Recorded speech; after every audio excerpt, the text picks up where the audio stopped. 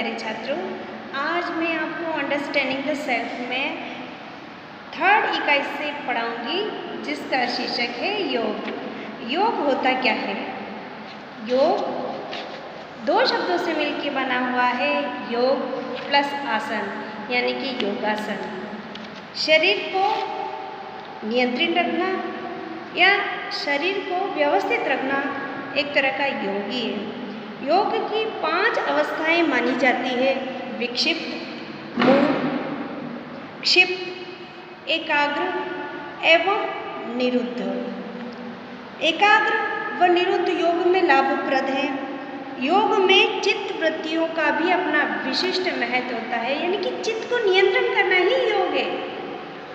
चित्त यानी कि इंद्रियां जो प्रतिपल अपना रूप बदलती है और एक व्यक्ति को अलग अलग प्रकार से कार्य करने के लिए बाध्य करती है। अगर योग करेंगे तो इन वृत्तियों पर हम नियंत्रण करना सीख पाएंगे, यानी कि अधर्म और वासनाओं की उत्पत्ति होने पर ये वृत्तियाँ क्लेश कर देती है और ये क्या कहलाती है? क्लिष्ट कहलाती है। चित्त को प्रसन्न करने के उपाय: चित्त विक्षेप को रोकने के लिए योग दर्शन में एकाग्रता का अभ्यास तथा प्राणी मात्र के प्रति मैत्री, दुखियों के प्रति करुणा, पुण्यात्माओं के प्रति प्रसन्नता, पापियों के प्रति उपेक्षा या घृणा से चित्त को शांत करने के लिए कहा गया है। तो योग हम कह सकते हैं कि योग 2 शब्दों से मिलकर बना हुआ है, योग प्लस आसन, यानी कि इसका शाब्दिक अर्थ होता है जोड़ना, किसी वस्तु को अपने में जोड़ना, अर्थात किसी अच्छे कार्य में अपने को लगाना। कार्य के प्रकार जैसे शारीरिक कार्य होते हैं, मानसिक कार्य होते हैं, धार्मिक कार्य होते हैं, आध्यात्मिक कार्य होते हैं। योगासन का अर्थ योग प्लस आसन से मिलकर बना हुआ है, तो हम कह सकते हैं कि योग करने का उचित आसन योगासन कहलाता है। गीता में श्री कृष्ण भगवान ने कहा है, तयोग कर्मसु कौशलम, अर्थात कर्म के करने से जो कुशलता होती है उसी का नाम योग है। योग वशिष्ठ के अनुसार संसार सागर में पार होने की मुक्ति की युक्ति का नाम ही योग है। इसी प्रकार महर्षि पतंजलि ने कहा है कि योगश्चित्ति ही वृद्धि निरोध, यानी कि चित्त की वृद्धियों को रोकना ही योग कहलाता है। इसी तरह से ज्योतिष शास्त्र में ग्रहों और नक्षत्रों की विशेष स्थिति को योग कहा गया है। इसी प्रकार आयुर्वेद शास्त्र में औषधियों के मिश्रण को योग कहा गया है। तो हम कह सकते हैं कि जीवन के जो अंतिम लक्ष्य ईश्वर को प्राप्त करना तथा अपने वास्तविक स्वरूप का साक्षात्कार करना ही आधुनिक योग के महत्वपूर्ण तथ्य हैं। परंतु भौतिक परिश्रम में इसको स्वास्थ्य से अधिक संबद्ध किया गया है। इसके लिए आधुनिक योग शिक्षा में अनेक आसनों का वर्णन किया गया है, जो कि आत्मा के आवरण शरीर को स्वस्थ बनाते हैं तथा आत्मा को शक्ति प्रदान करते हैं। गीता में वर्णित आसन संबंधी तथ्यों को ही वर्तमान समय में आधुनिक योग के रूप में प्रस्तुत किया जाता है। चित्त की वृत्तियों को नियंत्रण करना: विभिन्न संदर्भों में योग का क्या उपयोग है? मानसिक विकास: योग के माध्यम से व्यक्ति को मानसिक शांति का अनुभव होता है तथा जीवन में मानसिक तनावों से मुक्ति मिलती है। मानसिक थकान को दूर करने के लिए श्वास एवं सुप्त वज्रासन का प्रयोग किया जाता है। इस प्रकार योग में ध्यान एवं प्राणायाम के माध्यम से मानसिक विकास पर बल मिलता है। इसी प्रकार मानसिक विकास में योग का महत्वपूर्ण स्थान होता है। आगे आता है शारीरिक विकास। शारीरिक विकास में योग की महत्वपूर्ण भूमिका होती है। योग के माध्यम से विभिन्न प्रकार के शारीरिक रोगों से मुक्ति मिलती है, निदान मिलता है, शरीर स्वस्थ रहता है। अनेक प्रकार के योगासनों द्वारा विभिन्न रोगों का निदान बिना किसी औषधि के द्वारा ही संभव हो सकता है, यानी कि योग करेंगे तो हम निरोगी रह सकते हैं। और यह कहा जा सकता है कि व्यक्ति कभी वृद्ध नहीं बनता। जैसे कुर्मासन करने से रीढ़ की हड्डी लचीली तथा आमाशय के विकार दूर होते हैं, कब्ज दूर होता है तथा संपूर्ण शरीर की मांसपेशियां सुदृढ़ होती है। इसी प्रकार योग के प्रत्येक आसन शरीर के अंगों को प्रत्यक्ष रूप से लाभ पहुंचाते हैं, जिससे शरीर क्या रहता है, स्वस्थ रहता है। नैतिक विकास, चारित्रिक विकास, नैतिक विकास। नैतिकता भारतीय संस्कृति का प्रमुख आधार है। नैतिकता से युक्त कार्यों को संपन्न करने के लिए स्वस्थ शरीर एवं स्वस्थ मन की आवश्यकता होती है। स्वस्थ शरीर एवं स्वस्थ मन के विकास से ही योग की भूमिका महत्वपूर्ण होती है। नैतिक आचरण तथा नैतिक विकास के मार्ग को प्रशस्त करने का प्रमुख साधन योग ही है। योग के अभाव में नैतिक विकास की संभावनाएं नगण्य हो जाती है। इसी तरह से आध्यात्मिक विकास, चारित्रिक विकास, आध्यात्मिक विकास, हम कह सकते हैं कि आध्यात्मिक विकास में भी योग का जो होता है वो महत्वपूर्ण स्थान माना गया है। गीता में वर्णित योग आत्मा एवं परमात्मा के संबंध को निरूपित करता है।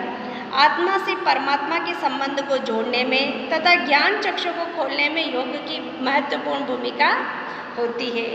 धर्म, अर्थ, काम, मोक्ष, ये भारतीय संस्कृति के 4 स्तंभ बताए गए हैं। इन स्तंभों का मानव जीवन में महत्वपूर्ण स्थान होता है।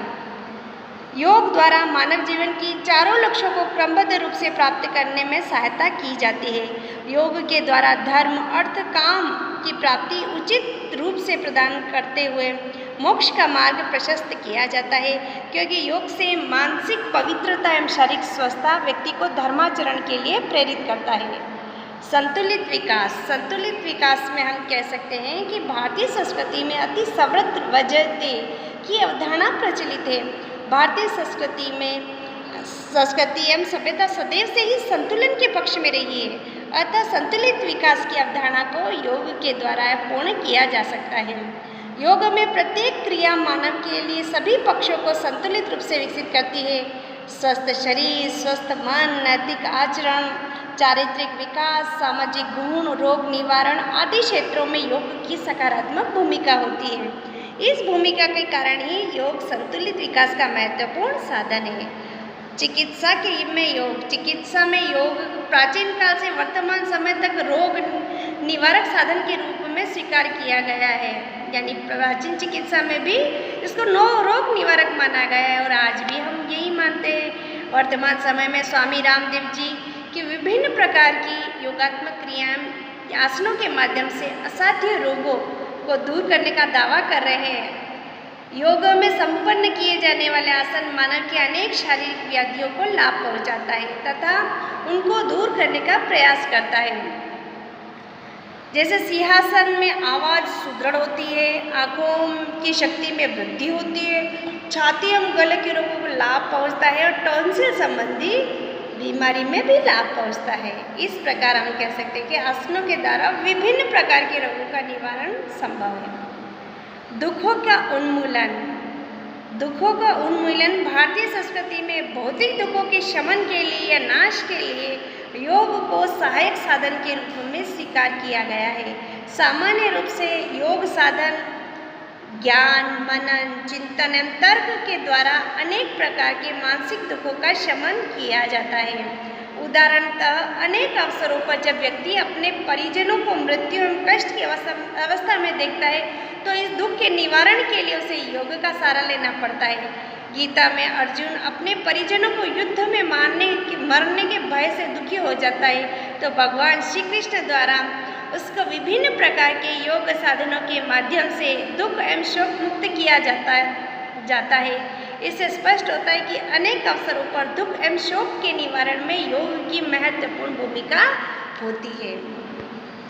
योग दर्शन के शिक्षण की विधियाँ प्रत्यक्ष विधि मान सकते हैं, अनुमान विधि मान सकते हैं, अनुसंधान विधि मान सकते हैं, प्रश्नोत्तर चर्चा विधि मान सकते हैं, व्याख्यान विधि मान सकते हैं, पुस्तक अध्ययन विधि मान सकते हैं, अनुकरण विधि मान सकते हैं, स्वयं अनुभव द्वारा सीखने की विधि है, संवाद विधि है, श्रवण मनन तथा निध्यासन विधि होती है। अब योग दर्शन के मुख्य उद्देश्य क्या है?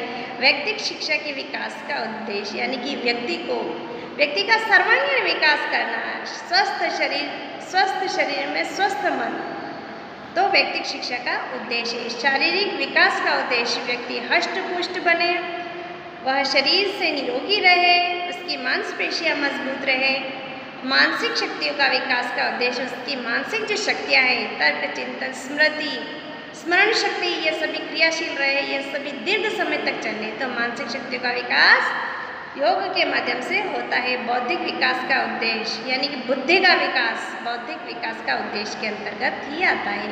व्यक्ति की चहुमुखी विकास यानी कि उसका सामाजिक विकास, आर्थिक विकास, सांस्कृतिक विकास, मानसिक विकास, ये चहुमुखी विकास की ओर इशारा करते हैं, जो योग के द्वारा ही संभव है।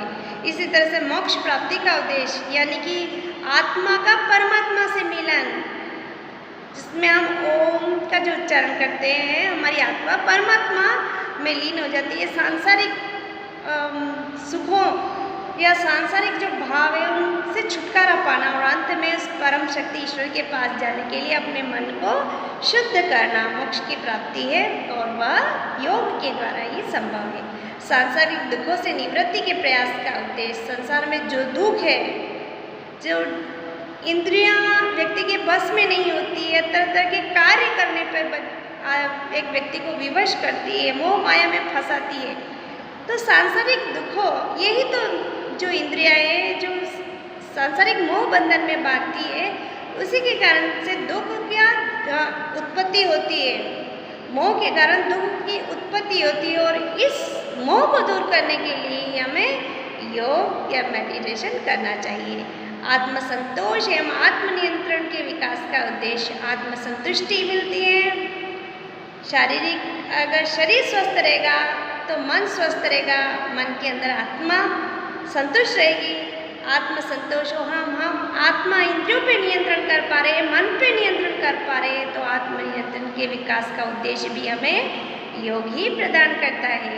अनुशासन की भावना का विकास का उद्देश्य, अनुशासन की भावना या स्वतः नियंत्रण, स्व अनुशासन की भावना हमें योग प्रदान करती है।